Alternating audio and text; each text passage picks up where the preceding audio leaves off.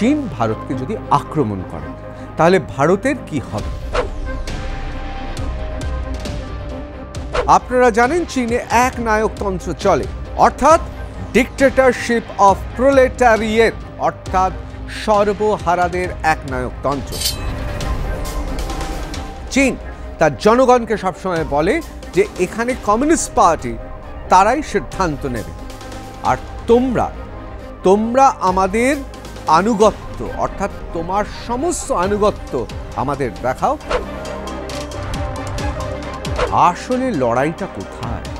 আসলে সবাই বুঝতে পারছে যে এই এশিয়া মহাদেশে চীনের সঙ্গে আসল লড়াই হবে ভারতের।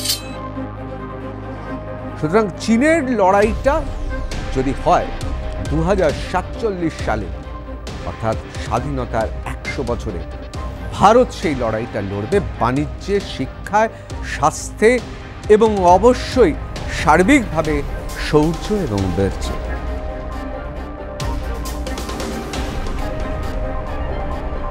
এখন লড়াইটা কিন্তু যুদ্ধক্ষেত্রে না, লড়াইটা ব্যবসা বাণিজ্যে। ভারত 2047-এ, অর্থাৎ আমাদের স্বাধীনতার 100 বছরে, গোটা পৃথিবীকে অবাক করে দেবে যেভাবে আমরা এগিয়ে চলেছি। সুতরাং যা হবে মঙ্গলের জন্য হবে।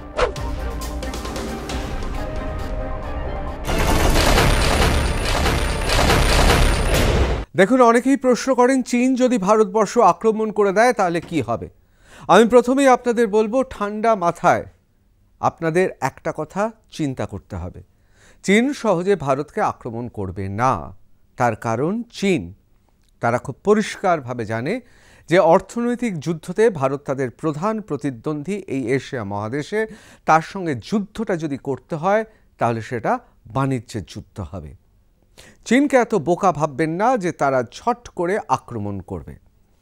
এবং তার পাশাপাশি আপনাদের বলে রাখি, চীনের কমিউনিস্ট পার্টি এবং শি জিনপিং, অর্থাৎ চীনের সর্বময় কর্তা, এই মুহূর্তে সংকটে রয়েছে। তার কারণ আমাদের যে সমাজ ব্যবস্থা, সেই সমাজ ব্যবস্থার সঙ্গে চীনের সমাজ ব্যবস্থার তফাৎ রয়েছে। আপনারা জানেন চীনে এক নায়কতন্ত্র চলে, অর্থাৎ ডিক্টেটরশিপ অফ প্রোলেটারিয়েট, অর্থাৎ সর্বহারাদের এক নায়কতন্ত্র। যে কারণে চীনের কমিউনিস্ট পার্টি, তাদের একটাই পার্টি রয়েছে, সেখানে বহুদলীয় ব্যবস্থা নেই। চীন তার জনগণকে সবসময় বলে যে এখানে কমিউনিস্ট পার্টি তারাই সিদ্ধান্ত নেবে, আর তোমরা আমাদের আনুগত্য, অর্থাৎ তোমার সমস্ত আনুগত্য আমাদের দেখাও। আমরা তোমাদের দেব বাসস্থান, পানীয়, খাদ্য এবং বেঁচে থাকার জন্য যা যা দরকার দৈনন্দিন জীবনের সব, এবং তার সঙ্গে সঙ্গে তোমাদের ছেলেমেয়ে সন্তানদের পড়াশোনা, উচ্চশিক্ষা, খেলাধুলা সব কিছুর দায়িত্ব আমাদের। এমনকি তোমাদের অবসর বিনোদনও আমরাই করে দেব। সেই জন্য চীনের ওপর সবসময় একটা বিরাট চাপ থাকে। অর্থাৎ চীনের কমিউনিস্ট পার্টি তারা জানে যে মুহূর্তে তারা মানুষকে, অর্থাৎ চীনের জনগণকে, একটা বিরাট জনসংখ্যার জনগণকে তাদের দৈনন্দিন জীবন, সুখ সুবিধা সমস্ত কিছু না দিতে পারবে, সেদিনই তাদের হটে যেতে হবে। অর্থাৎ তারা সবসময় ভয় থাকে, যে কারণে তারা আগ্রাসী মনোভাবে গোটা দুনিয়া জুড়ে বাণিজ্য করে। একবারও ভেবে দেখেছেন বহুজাতিক সংস্থা বা বড় বড় বাণিজ্যিক সংস্থাগুলো যেভাবে বাণিজ্য করে, আগ্রাসী ভূমিকায় বাজার দখল করতে চায়, কমিউনিস্ট কান্ট্রি হওয়া সত্ত্বেও, অর্থাৎ সমাজতন্ত্রে বিশ্বাস করা সত্ত্বেও। মনে রাখবেন, এখানে আমি একটা ছোট্ট ফুটনোট দেব, কমিউনিস্ট কান্ট্রি অত সহজ জিনিস নয়। অনেকে বলেন চীন এখনও কমিউনিজমের চূড়ান্ত পর্যায়ে পৌঁছায়নি। আমরা ধরে নিচ্ছি সমাজতান্ত্রিক বা সমাজতন্ত্রকামী একটি দেশ। সুতরাং তারা কিন্তু এখনও পর্যন্ত তাদের যা গতিবিধি, তারা সমাজতন্ত্রে বিশ্বাস করলেও তারা কিন্তু ধনতন্ত্রে সব সুযোগ সুবিধা নিতে পছন্দ করে। অর্থাৎ গোটা চীনকে আপনাদের দেখতে হবে একটা বহুজাতিক সংস্থা যেভাবে এগিয়ে যায় আগ্রাসী মনোভাবে বাণিজ্য করার জন্য, ঠিক সেরকম। যারা ব্যবসা করেন তারা খুব ঠান্ডা মাথায় হয়।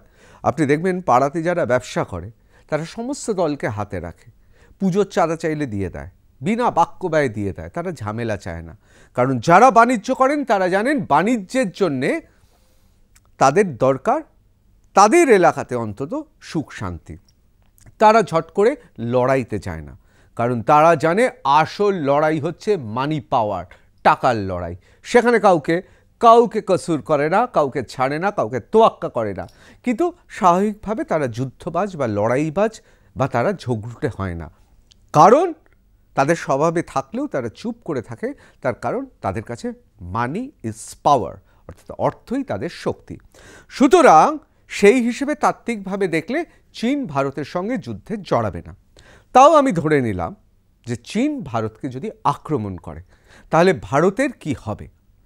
আমি ঋতব্রত ভট্টাচার্য, শুরু করছি রণক্ষেত্র। আজকে আমাদের বিষয় হচ্ছে what will happen if China attack India. কি হবে যদি চীন ভারতকে আক্রমণ করে। আমি প্রথমেই দ্য প্রিন্টের একটা খুব উল্লেখযোগ্য একটা প্রতিবেদন তুলে ধরব।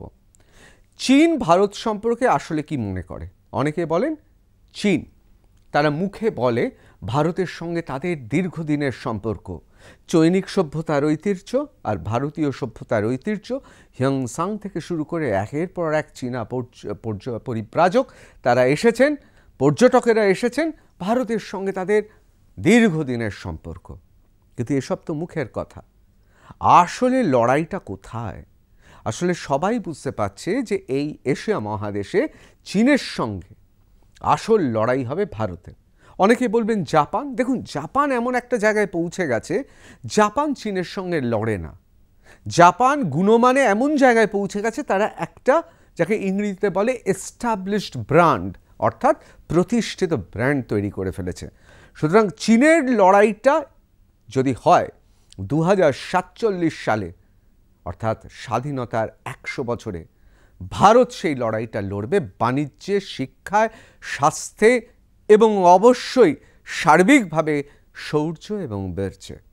এমন একটা লড়াই লড়বে ভারত, যেই লড়াইটা চীন জানে। চীন আতঙ্কিত। Who is backing Pakistan? পাকিস্তানের পেছনে কে রয়েছে? India must guard against Turkey and China's dirty game. অর্থাৎ ভারতকে অবশ্যই সবসময় রক্ষা করতে হবে, একদিকে তুর্কি, অন্যদিকে চীন। তারা ডার্টি গেমস অর্থাৎ নোংরা খেলা খেলছে।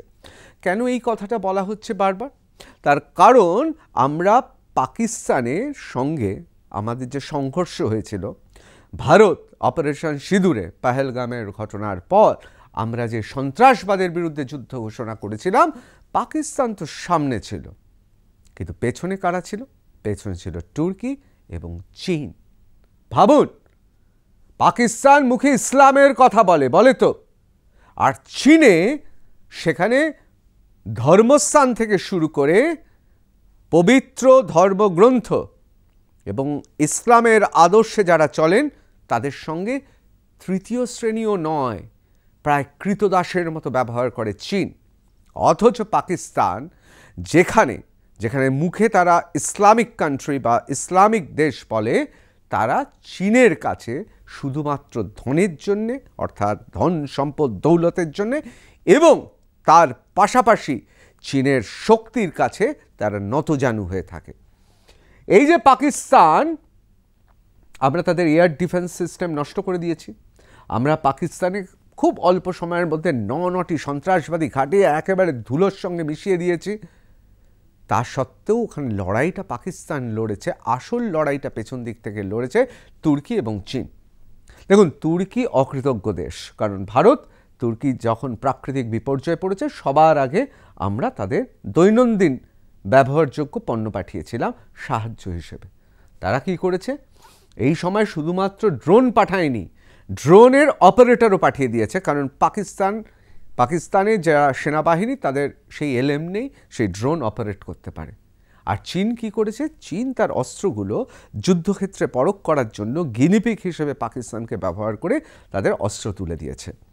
যে কারণে দ্য প্রিন্ট বলছে হু ইজ ব্যাকিং পাকিস্তান, পাকিস্তানের পেছনে কি আছে, এবং ভারতকে সদা সর্বদা সজাগ থাকতে হবে, রক্ষা করতে হবে তুর্কি এবং চীনের এই নোংরা খেলার থেকে।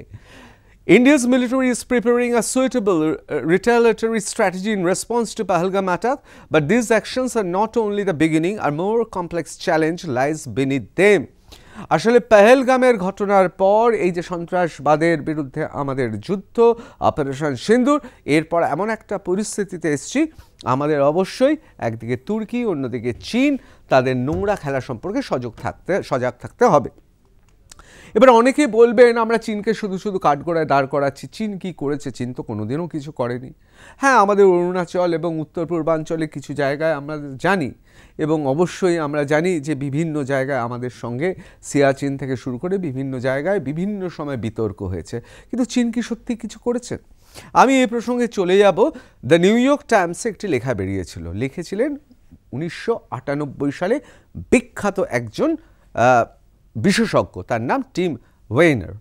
তিনি কি লিখেছেন? To understand the depth of China's involvement in Pakistan defence set up, one must look back at 1998 article by Tim Weiner in New York Times. The piece shed light on China's crucial role in helping Pakistan develop nuclear weapon. এই যে পরমাণু অস্ত্র, এই পরমাণু অস্ত্র এই তৈরি করার পেছনে চীনের অবদান আছে। কীরকম অবদান আছে? While the US initially facilitated training and turned a blind eye to Pakistan's nuclear ambitions during the Cold War, it was China that provided the actual blueprint for nuclear weapons. দেখুন, যখন কোল্ড ওয়ার হচ্ছিল, অর্থাৎ একদিকে Soviet Russia রয়েছে, অন্যদিকে মার্কিন যুক্তরাষ্ট্র রয়েছে, ঠান্ডা লড়াই চলছে। অর্থাৎ দ্বিতীয় বিশ্বযুদ্ধের পর যত সময় এগিয়েছে তত তো তাদের মধ্যে ঠান্ডা যুদ্ধ হয়েছে। দুটো আলাদা পৃথিবী, বুঝতে পারছেন? একদিকে মার্কিন যুক্তরাষ্ট্র, অন্যদিকে সোভিয়েত ইউনিয়ন, মার্কিন যুক্তরাষ্ট্র। এই লড়াইটা কিন্তু সর্বক্ষেত্রে হয়েছে। যেমন ধরুন, আমি আপনাদের একটা ছোট্ট উদাহরণ দিচ্ছি। আইজেনস্টাইন ছবি করছেন ব্যাটলশিপ পোটেমকিন, বিখ্যাত ছবি, আপনাদের মনে আছে, আপনারা দেখবেন। এবং তিনি একের পর এক ছবি করছেন, মানে আইজেনস্টাইন, দেশভেঙ্কো, পুদোভকিন, এরা ছবি করছেন। এরা সমাজতন্ত্র, সাম্যবাদ এবং কমিউনিজমের ছবি করে গোটা পৃথিবীকে বোঝাচ্ছেন, দেখো সমাজতন্ত্র কত ভালো। অন্যদিকে মার্কিন যুক্তরাষ্ট্র, তারা ধনতন্ত্রের কথা বলছেন। গ্রিফিথ থেকে শুরু করে একের পর এক মার্কিন যুক্তরাষ্ট্রের ফিল্ম মেকার তারা ছবি করছেন, তারা বলছেন দেখো ধনতন্ত্র কত ভালো, কি অপূর্ব ঝকঝকে সমাজ। এই লড়াইটা তাদের ছিল, চলচ্চিত্রে ছিল, সাহিত্যের ক্ষেত্রে ছিল, এবং এরকম বহু ঘটনা জানি আমরা যে যারাই রুশ সাহিত্যে, যারাই রুশ তৎকালীন সমাজ ব্যবস্থা অর্থাৎ সোভিয়েত সমাজ ব্যবস্থাকে যারা বিদ্রূপ করেছেন, যারা সমালোচনা করেছেন, তাদের মার্কিন যুক্তরাষ্ট্র তাদের নিয়ে নিয়েছে। শুধু তাই নয়, তাদের প্রতিষ্ঠা পাওয়ার জন্যে লড়েছে। এরকম আমি বহু সাহিত্যের কথা বলতে পারি। অর্থাৎ লড়াইটা কিন্তু সাহিত্য, চলচ্চিত্র, চিন্তা ভাবনা, অর্থনীতি, এমনকি দাবাতেও হয়েছে। ঠিক সেই রকমভাবে এই ঠান্ডা যুদ্ধের সময় শুধুমাত্র সোভিয়েত ইউনিয়নকে চাপে রাখার জন্যে পাকিস্তানকে প্রথম দিকে কিন্তু মার্কিন যুক্তরাষ্ট্র সাহায্য করেছে। সেই সময় পাকিস্তান তার কাছে ছিল ব্লু আইড বয়, অর্থাৎ পাকিস্তানের কোনো দোষ হতে পারে না। আসলে পাকিস্তানের ভৌগোলিক অবস্থানটা দরকার তাদের, এবং সেই জন্যে পাকিস্তানকে তারা ব্যবহার করেছে। কিন্তু পরবর্তীকালে আমরা দেখলাম কি, যে চীন তাদের সবচেয়ে বেশি এই যে ব্লুপ্রিন্ট তৈরি করা, অর্থাৎ নিউক্লিয়ার ওয়েপন, অর্থাৎ পারমাণবিক অস্ত্রে বলিয়ান হওয়ার খসড়াটা চীন করে দিয়েছে। কীভাবে চীন সাহায্য করেছে? It also supplied Pakistan with enrich uranium, tritium, experienced scientists and other essential components for building a functioning nuclear arsenal. অর্থাৎ পারমাণবিক অস্ত্র তৈরি করার জন্য কি দিয়েছে? ইউরেনিয়াম, ট্রিটিয়াম, এক্সপিরিয়েন্স সায়েন্টিস্ট, অভিজ্ঞ বিজ্ঞানীদের পাঠিয়েছে ট্রেনিং দেওয়ার জন্য, এবং এসেনশিয়াল কম্পোনেন্টস, অর্থাৎ যেগুলো না হলেই নয় পারমাণবিক শক্তি বা পারমাণবিক চুল্লি তৈরি করতে, সেই সমস্ত জিনিসপত্র দিয়েছে। কে দিয়েছে? চীন দিয়েছে। Without China's direct intervention and material support, Pakistan's nuclear program likely wouldn't exist. দেখুন, পাকিস্তানের যা এলেম, সে এখান থেকে চুরি করে, ওখান থেকে চুরি করে, কিন্তু এইভাবে পারমাণবিক অস্ত্র তৈরি করা যায় না।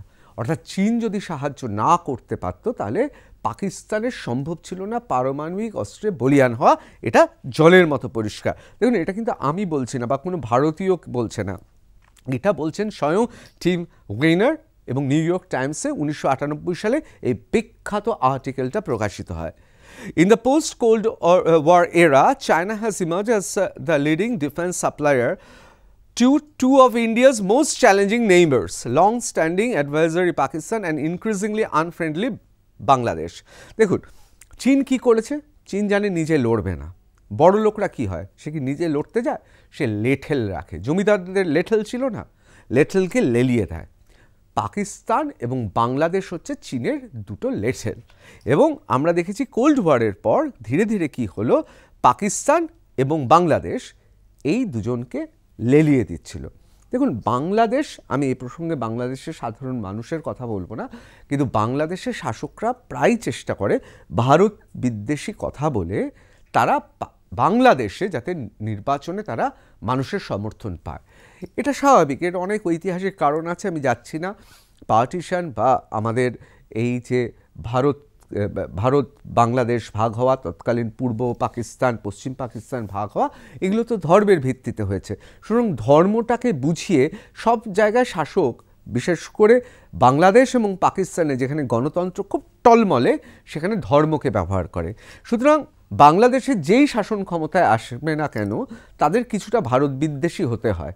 ভারত বিদ্বেষী না হলে তারা মানুষের কাছ থেকে ভোট পাবে না, কারণ মানুষের যে আশু সমস্যা অর্থাৎ খাদ্য, পানীয়, বাসস্থান, স্বাস্থ্য, দৈনন্দিন জীবন, এগুলো তৈরি করা বা এগুলো সুষ্ঠুভাবে পরিচালন করার ক্ষমতা পাকিস্তান বা বাংলাদেশের শাসকের নেই। সেই জন্য দৃষ্টি ঘোরাতে তাকে সবসময় ভারত বিদ্বেষী হতে হয়। আর সেই সুযোগটাকে কাজে লাগিয়ে পাকিস্তান এবং বাংলাদেশকে কাজে লাগায় চীন।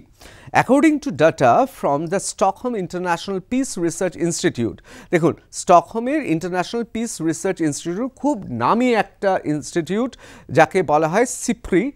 এই ইনস্টিটিউট দেখেছেন 2019 থেকে 2023 China exported weapons to nearly 40 countries. What is concerning for India is over 82% of these exports were directly solely to Pakistan. ভাবুন 40টা দেশে তারা অস্ত্র দিয়েছে, তার মধ্যে 82% অস্ত্র কাকে দিয়েছে? পাকিস্তানকে দিয়েছে। এবার আপনাদের কি মনে হয় পাকিস্তানের সেই ক্ষমতা আছে সেই অস্ত্র কেনার চীনের কাছ থেকে? মানে গোটা পৃথিবীতে 40টা দেশকে অস্ত্র দিয়েছে, ভালো কথা, নিশ্চয়ই বিক্রি করবে। খোলা দুনিয়া, খোলা বাজার, যতই মুখে কমিউনিজমের কথা বলুক, যতই সমাজতন্ত্রের কথা বলুক, চীন আসলে ধনতান্ত্রিক প্রক্রিয়া, ধনতান্ত্রিক পদ্ধতিতে লড়াই করছে। খোলা বাজারে যে যাকে পারে টাকা দিলে বিক্রি করবে। মুদিখানায় যদি হয়, মুদিখানায় কি কেউ বলবে একে দেবো ওকে দেবো না? যে কিনতে আসবে তাকে দেবো। কিন্তু চীনকে দিয়েছে কেন? চীন তো সবচেয়ে চীন পাকিস্তানকে দিয়েছে কেন? পাকিস্তান তো সবচেয়ে দুর্বল দেশ। কেন দিয়েছে? 82%, 82% অস্ত্র পাকিস্তানকে দিয়েছে না, অর্থের বিনিময় দেয়নি। পাকিস্তানকে দিয়েছে দুটো কারণে। এক, গিনিপিকের মতো পাকিস্তানে নতুন তৈরি অস্ত্র দিয়ে তোরা টেস্ট কর, মরলে তোরা মরবি, বাঁচলে তোরা বাঁচবি, তোদের দিয়ে দিলাম, বিনে পয়সায় দিয়েছি। তারা কোয়ালিটি নিয়ে অর্থাৎ অস্ত্রের গুণমান নিয়ে কোনো প্রশ্নই করতে পারবে না, যা দিচ্ছে হুজুর বলে নিয়ে নিচ্ছে। দ্বিতীয় কারণ হচ্ছে ভারতকে চাপে রাখার জন্য পাকিস্তানকে অস্ত্র দিচ্ছে। With Western nations gradually withdrawing from arms deals with Islamabad, Pakistan has grown heavily reliant on Beijing to meet its defense requirements. দেখুন যেগুলো পাশ্চাত্যের দেশ তারা কিন্তু বুঝে গেছে পাকিস্তান সন্ত্রাসবাদে আতুরঘর, তাহলে কি করছে? পাকিস্তান তাই বাধ্য হচ্ছে, ইসলামাবাদ বাধ্য হচ্ছে বেইজিংয়ের ওপর নির্ভর করতে অস্ত্রের ব্যাপারে। এবং সেই ছবিটা আমরা অনেকবার দেখেছি, বিভিন্ন সময় দেখেছি। এবার চলে আসি opinion. Indian threat, 1962 war, how Chinese experts are batting for Pak over India. একবার দুবার নয়, অনেকবার। 1962 সালের যুদ্ধ দেখলেই বোঝা যায় যে চীন এবং পাকিস্তানের কি ভূমিকা ছিল। আদার কমেন্টেটর্স সাচ অ্যাজ গু হিয়ংপিং, a pen name for account that frequently writes on military efforts concerning চীন। দেখুন চীনের হয়ে এই নাম দিয়ে, গু হিয়ংপিং নাম দিয়ে, এটা ছদ্মনাম একটা, চীনের মিলিটারি স্ট্র্যাটেজি নিয়ে লেখে, বিভিন্ন সময় সমাজ মাধ্যমে লেখে। Argue that in the face of India's aggressive posture, Pakistan is right to not back down. সেখানে সে কী লিখছে? যে ভারতবর্ষের আগ্রাসী মনোভাব আছে, পাকিস্তানের পিছিয়ে আসা উচিত না। আসলে কি?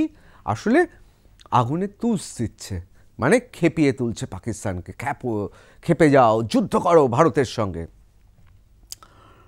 In the recent article for the Chinese media platform NetEase, Gu opines that a hot war may be a test of all the made in China defense products the Pakistan armed forces are heavily reliant on, using examples of India's retreat in 1962 war with China and by misleadingly arguing that India has not held a clear advantage in its historic wars with Pakistan. Gu attempts to propagate the idea that it's best for Delhi to back off. দেখুন এখানে এগুলো ছত্রে ছত্রে মিথ্যে কথা, ছত্রে ছত্রে মিথ্যে কথা, এত মিথ্যে কথা বলে, আসলে বলবেই, কারণ চীনের হয়ে সে লিখছে, সে পাকিস্তানকে ইন্ধন দিচ্ছে যে দেখো ভারতবর্ষকে পিছু হটতে বাধ্য করতে হবে, তোমরা কখনো পিছু হটো না, তোমরা আগ্রাসী মনোভাব দেখাও।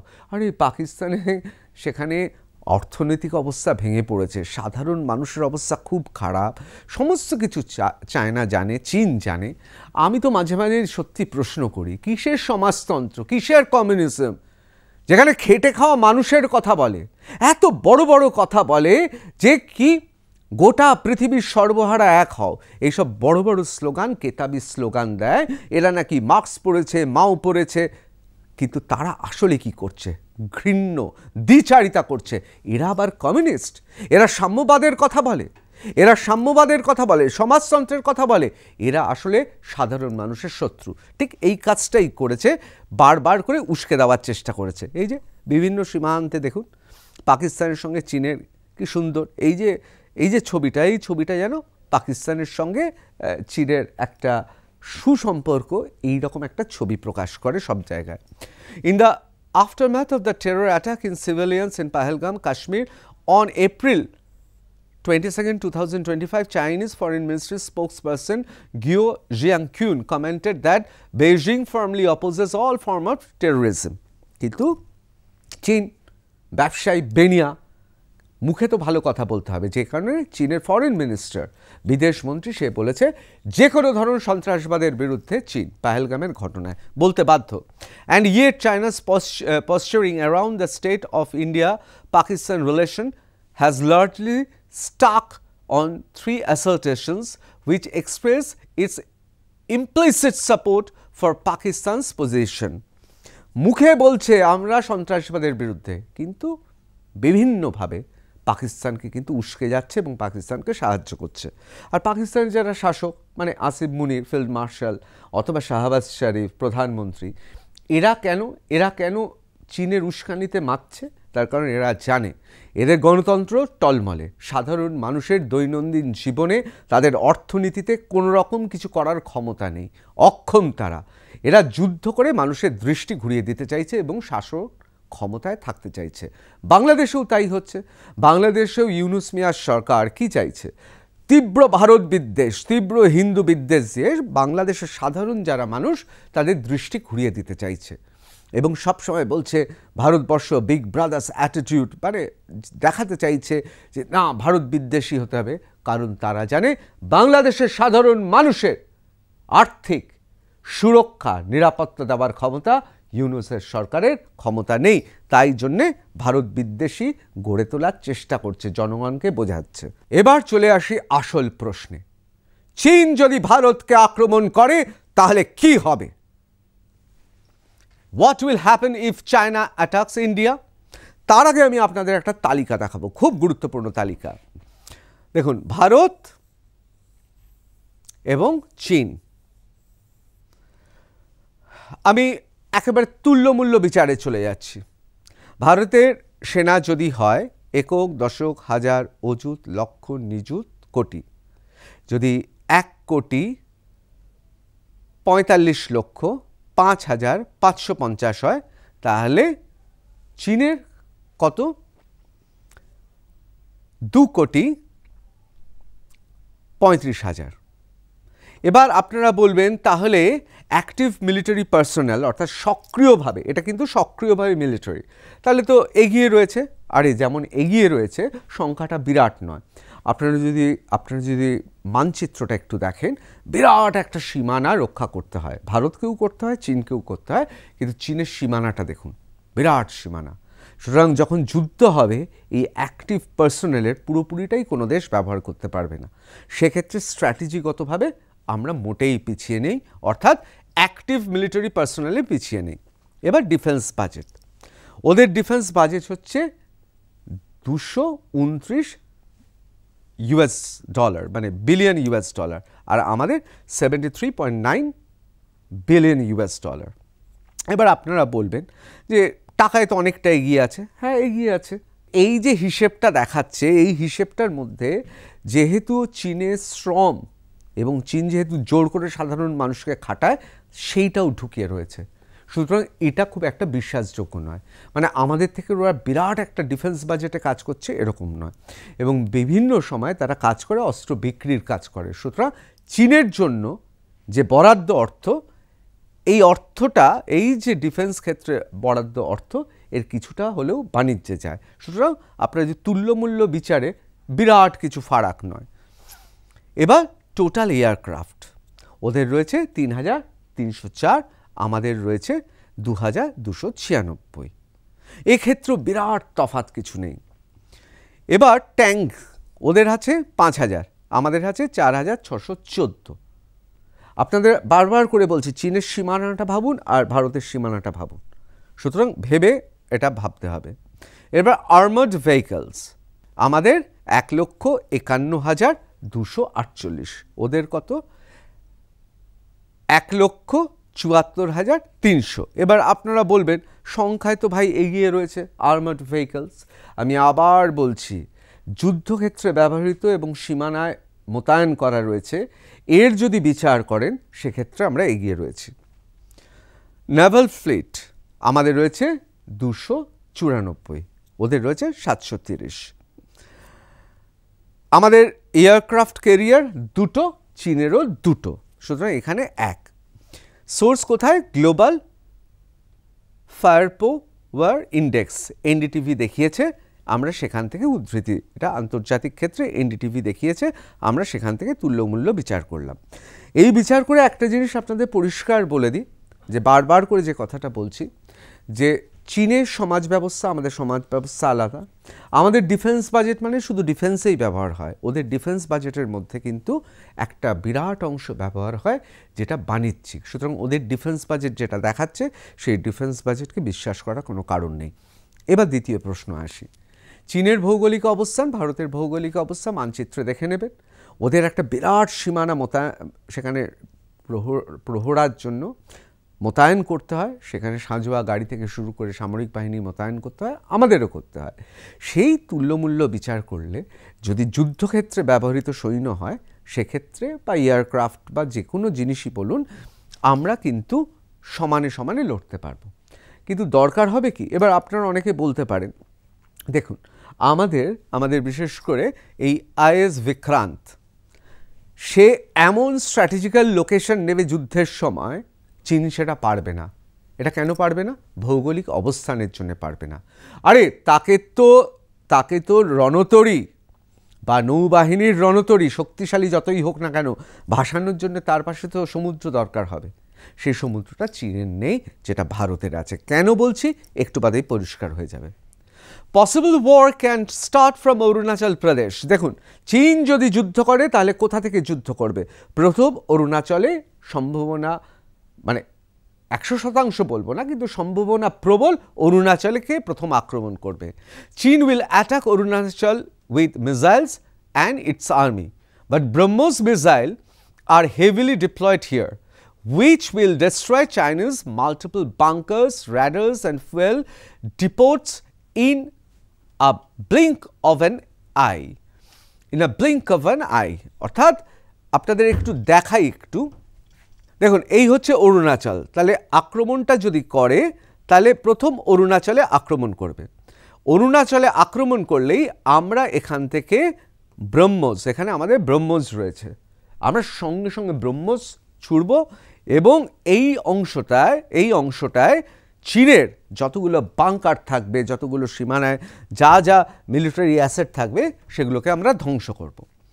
এবং এই যে China's multiple bunkers, radars and fuel depots আমরা আক্রমণ করব, চোখের নিমেষে আক্রমণ করব ওদের ফুয়েল ডিপো, ওদের বাংকার, এবং তার সঙ্গে সঙ্গে আমরা ওদের র্যাডারকে ছিন্ন ভিন্ন করে দেব। In a few minutes, Indian Air Force will move towards Arunachal from multiple bases of SM, IB Corps and Para SF will come on defensive offense.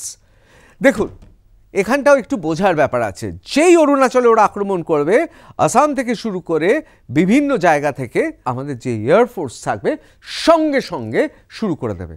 অর্থাৎ কয়েক মিনিটের মধ্যে কিন্তু অপারেশন স্টার্ট হয়ে যাবে। অর্থাৎ প্রথমে ব্রহ্মস ছুড়ে দেবে, ওদের র্যাডার, ফুয়েল ডিপো, অন্যান্য যে মিলিটারি অ্যাসেট সেগুলোকে আক্রমণ করা হবে এবং তারপর আসাম এবং অন্যান্য জায়গা থেকে, বিভিন্ন জায়গা আছে, আমি নাম বলছি না, বিভিন্ন জায়গা থেকে এয়ারফোর্স, মানে দিল্লি থেকে উড়ে যেতে হবে না, কাছাকাছিই আছে, সেখান থেকে উড়ে যাবে এবং আক্রমণ শুরু করে দেবে। এরপর কি হবে অনেকে বলছেন, যেই আমাদের সঙ্গে লড়াই শুরু হবে, পাকিস্তান কি করবে? Pakistan will stay away from this war in the beginning. প্রথমে পাকিস্তান চুপচাপ থাকবে, জল মাপার চেষ্টা করবে। আসলে তো ভীতু, আসলে তো বেইমান। কেন বেইমান বলছি? কেন চীনের সঙ্গে বেইমানি করবে? তাহলে একটা ছোট্ট উদাহরণ দিচ্ছি। ইরানকে বলেছিল তোমরাও মুসলিম, আমরাও মুসলিম, তোমরাও ইসলামিক রাষ্ট্র, আমরাও ইসলামে বিশ্বাস করি। যেই ইসরায়েল বোমা মেরেছে সবার আগে পাকিস্তান সীমান্ত বন্ধ করে দিয়েছে। সুতরাং পাকিস্তান হচ্ছে বেইমান দেশ। ও প্রথমে দেখবে চীনের সঙ্গে ভারতের কি হচ্ছে, ঘাপটি মেরে পড়ে থাকবে, বুঝবে, মানে ঝোপ বুঝে কোপ মারার চেষ্টা করবে, যাকে নেপোয় মারে দই আর কি। চীনের সঙ্গে ভারতের লড়াই হোক, তারপর সুবিধাজনক অবস্থায় আমরা ঝাঁপিয়ে পড়ব। কিন্তু চীন তো ছাড়বে না, যে এতদিন ধরে তুমি আমার ভৃত্য ছিলে, আমার খেয়েছো, আমার পড়েছো। সুতরাং পাকিস্তানকে অ্যাক্টিভ করবে। প্রথম দিকে চুপ থাকলেও পাকিস্তানকে অ্যাক্টিভ করবেন। But as soon as the war escalates, যত যুদ্ধ বাড়বে, Pakistan can try to expand in Kashmir. Pakistan কি করবে? কাশ্মীরে এক্সপ্যান্ড করার চেষ্টা করবে। But India will first put pressure on Pakistan. Indian navy will deploy in Arabian Sea.